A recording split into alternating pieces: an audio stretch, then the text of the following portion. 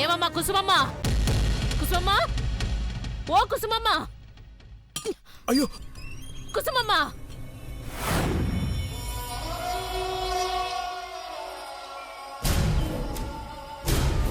ఏమైంది చెల్లెమ్మా? బాగుందయ్యా మీ వరుస.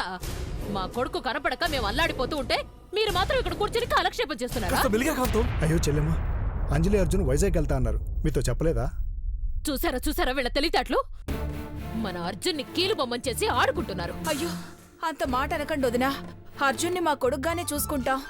ఆహా, అందుకేనా మీ ఇంట్లో ఎందుకులే బాబు, మా సొంత ఇంట్లో ఉండమని వైజాగ్ పంపించారు?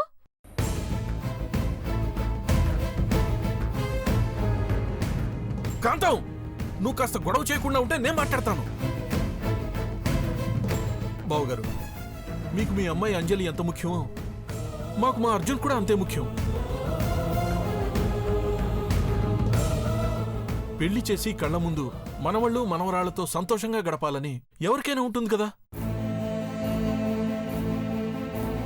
మీ పెద్దమ్మాయి గీతకు భయపడి ఎవరూ లేని వాళ్ళ దూరంగా వెళ్ళిపోతే మా మనసు చివుక్కుమంటుంది.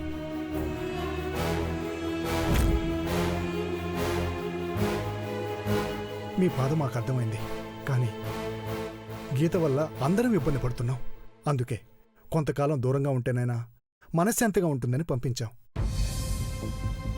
గీత కూడా ఇంట్లో లేదండి. చాముండేశ్వరి క్షేత్రానికి వెళ్ళింది. ఓ, తిరిగొచ్చి అంజలి అర్జున్ ఎక్కడా అని అడిగినా కూడా మాకు తెలీదంటే సరిపోతుంది. అంటే దాని మానాన అది ఉంటుంది అని అంటారు, అంతేనా? అర్జున్ అంజలి ఎక్కడికి పోయారని చెవులు చిల్లులు పడేలాగా అరుస్తుంది, పెద్ద పెద్ద రచ్చ చేస్తుంది. అమ్మా! అంజలి, అంజలి, ఏమైందమ్మా? ఏమైంది అంజలి? ఏమైంది చెప్పు అంజలి. అమ్మా అంజలి,